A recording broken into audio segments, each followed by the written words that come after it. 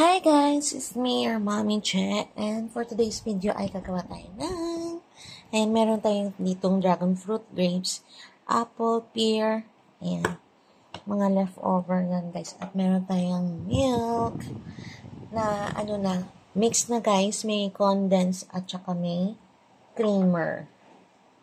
Ayan, slice lang natin ito.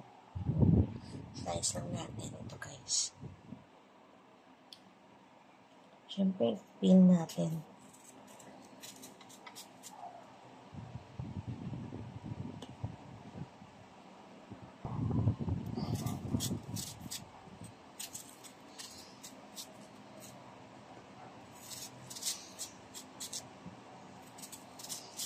Ayan, peel natin guys.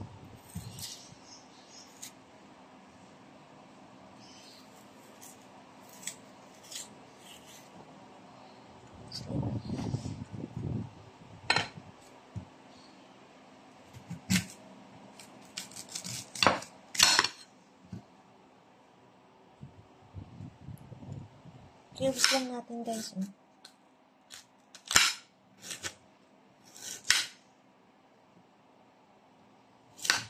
Depende naman sa inyo kung gaano ka. Cut lang natin ito. Iyan natin ng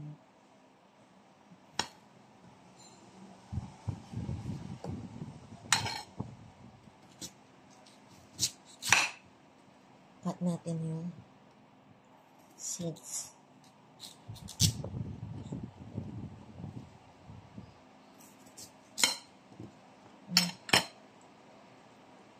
Slice lang natin to guys. Fast forward na tayo. Meron tayo ditong ilan ba to? Wala nakalagay. Mga 1 liter siguro. Ayan. Okay na yung ating pear. Isa lang po yan. Pwede mo rin lagyan ng marami.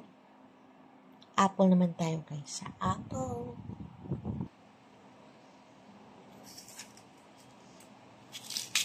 Nag-wash ako ng hands ko guys ha.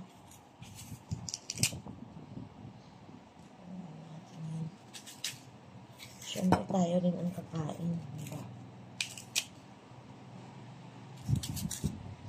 Cut lang natin. Ayan yung ating apple. Lagay na rin natin.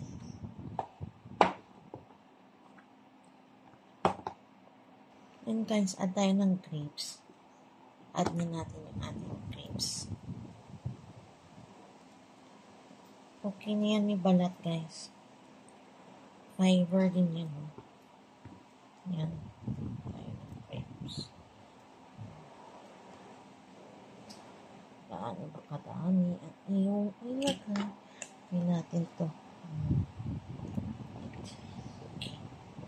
Yan, diba? Tapos yung last ng ating dragon fruit.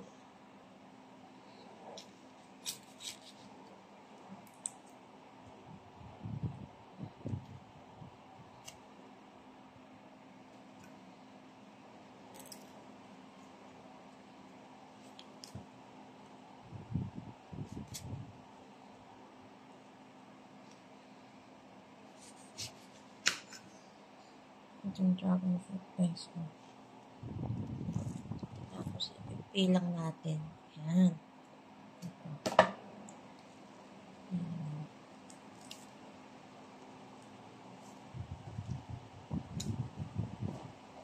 Kunin lang natin yan. Yan siya dyan. Wait lang. Slice natin. Ito magpapakulay sa ating fruit salad. Diba?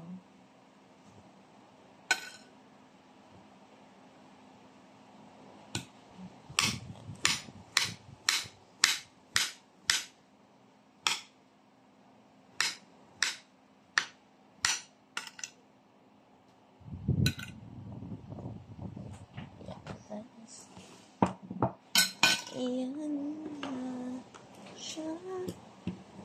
Diba? Madami na. Parang ito makain. Tapos lagay na natin yung ating milk. Ayan. O, diba? Tamang-tama lang yan, guys. Tapos, i-refrigerate mo yan. Ayan. Magpipink siya. O, diba? Ang ganda. Ang ganda, guys.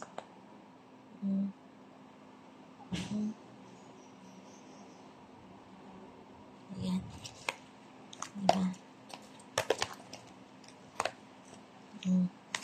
May salad ka na. Sa ilang ingredients lang. Peras, apple, 4 grapes, apple, pear. Oh, 4 ingredients na tayo, guys. 5 pala plus ang ano.